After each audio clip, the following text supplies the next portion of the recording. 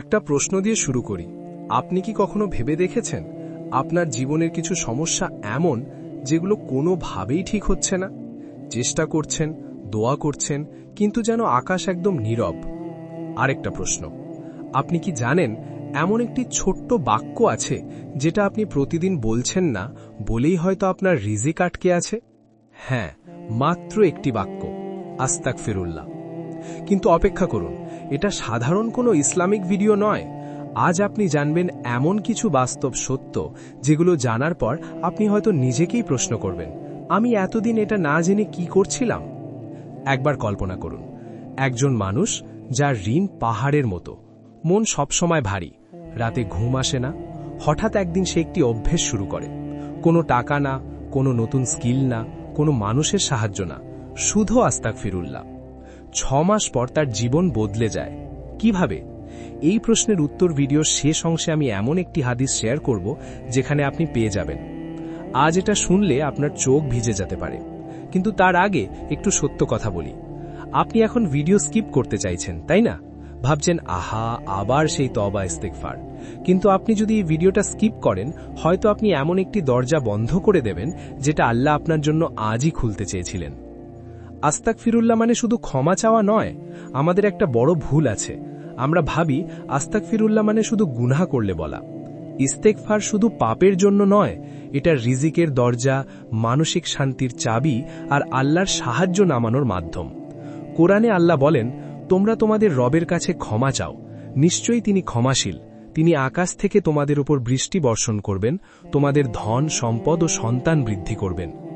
লক্ষ্য করলেন, ক্ষমা, রিজিক, সন্তান, বরকত, এটা কোনো মোটিভেশনাল কোট নয়, এটা আল্লাহর প্রতিশ্রুতি।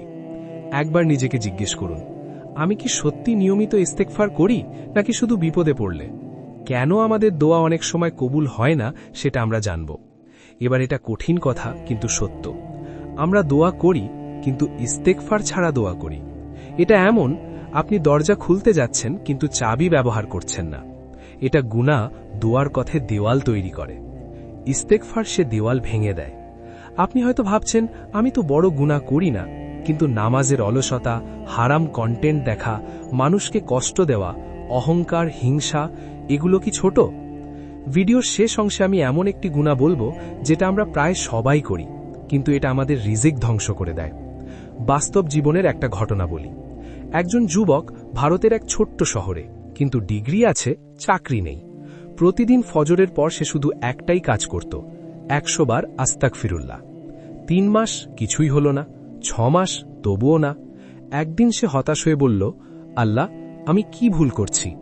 ঠিক সেই সপ্তাহে একটি কল আসে, একটি সুযোগ, একটি নতুন জীবন। সে আজ বলে, চাকরি আমাকে মানুষ দেয়নি, ইস্তেগফার দিয়েছে। এখন কেউ কেউ ভাবছেন, ভাই 100 বার বললে যদি চাকরি হতো তাহলে HR ডিপার্টমেন্ট বন্ধ হয়ে যেত। কিন্তু সমস্যা সংখ্যায় না, সমস্যা নিয়মিততায় ও নিয়তে। আস্তাগফিরুল্লাহ মানসিক চাপ কমায়। আজকের যুব সমাজে অ্যাংজাইটি, ডিপ্রেশন, ওভারথিংকিং কেন? কারণ আমরা আল্লাহর কাছে ক্ষমা চাই না, কিন্তু নিজের কাছে কঠোর। ইস্তেগফার মানে, হে আল্লাহ, আমি দুর্বল কিন্তু তুমি দয়ালু। এই স্বীকারোক্তি মনকে হালকা করে দেয়। কিন্তু জানেন কি, ইস্তেগফারের এমন একটি সময় আছে যখন এটা বললে ফল 10 গুণ বেশি হয়। কখন?